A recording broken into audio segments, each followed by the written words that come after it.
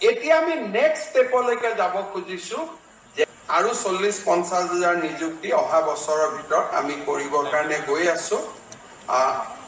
কিছুমান কাম যিবিলাক কাম আমাৰ ৰাজ্যখনত আগতে কেতিয়াও হোৱা নাছিল, জনাইছো যে যোৱা কেইটামান বছৰত যথেষ্ট নিযুক্তি হ'ব পাৰিছে। মোৰ কাৰণেও আজিৰ দিনটো খুব গুৰুত্বপূৰ্ণ, কাৰণ যিটোৱে নেক্সট এপইণ্টমেণ্ট দিম তেতিয়ালৈকে 1 লাখ হৈ যাব। অৰ্থাৎ আজি আমি 99,097 তাত ভৰি দিছো। এতিয়া আমি নেক্সট ষ্টেপলৈকে যাব খুজিছো যে নিজে নিজৰ ট্ৰেন্সফাৰ অৰ্ডাৰটো উলিয়াই লোৱা, যে আপোনালোকে মই লখিমপুৰত যাব খুজিছো, মই নলবাৰী, খালি আমাৰ কাৰো অসুবিধা হ'ব নালাগে। আৰু একেটা সুবিধা ইৰিগেশ্যন ডিপাৰ্টমেণ্টতো থাকিব, PWDটো থাকিব, খালি অফিচাৰৰ ক্ষেত্ৰত এই সুবিধাটো নাথাকে, কাৰণ অফিচাৰসকলক আমি এটা বেলেগ ধৰণে নিযুক্তি দিব লাগে। কিন্তু তৃতীয় আৰু চতুৰ্থ শ্ৰেণীত কাম কৰা সকলোকে এইবাৰ আমি এইটো সুবিধা দিব খুজিছো যে আপোনালোকে যাতে নিজেই নিজৰ ভিতৰত মিউচুৱেল ট্ৰেন্সফাৰ কৰি ল'ব পাৰে। অফিচতো যাব নালাগে, DME তাতো যাব নালাগে, DHS তাতো যাব নালাগে, খালি আমি প্ৰত্যেক 2 মাহৰ মূৰে মূৰে কম্পিউটাৰত যিমান এপ্লিকেশ্যন আছে আমি অৰ্ডাৰখিনি অট'মেটিক উলিয়াই দিম, যে এভৰি 2 মাহ নতুন নতুন অৰ্ডাৰ প্ৰত্যেক 2 মাহত ওলাই থাকিব।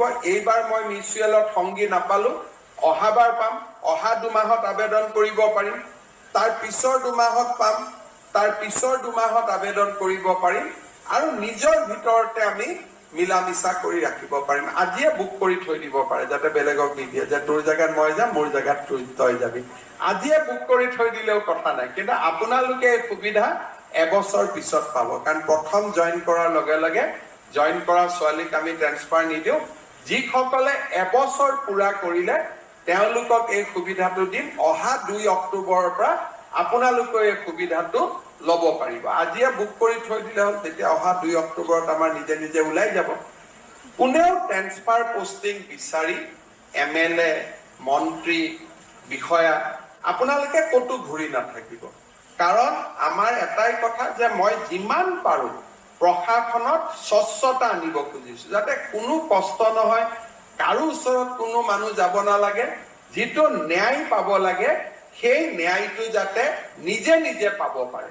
আৰু এনেকুৱা সুবিধা আগত অসমত কোনো চৰকাৰৰ দিনত কোনেও আগতে পোৱা নাই।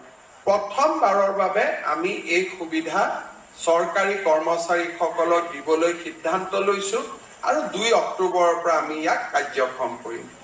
আমাৰ পুনৰ এবাৰ মই আজি নিযুক্তি পোৱা সকলোকে অভিনন্দন জনাইছো।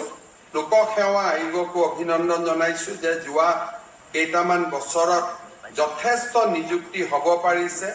মোৰ কাৰণেও আজিৰ দিনটো খুব গুৰুত্বপূৰ্ণ, কাৰণ যিটোৱে নেক্সট এপইণ্টমেণ্ট দিম তেতিয়ালৈকে 1 লাখ হৈ যাব। অৰ্থাৎ আজি আমি 99,097 তাত ভৰি দিছো, আৰু 3টা দিলে 1 লাখ হৈয়ে যাব। আৰু 40-50 হাজাৰ নিযুক্তি অহা বছৰৰ ভিতৰত আমি কৰিবৰ কাৰণে গৈ আছো।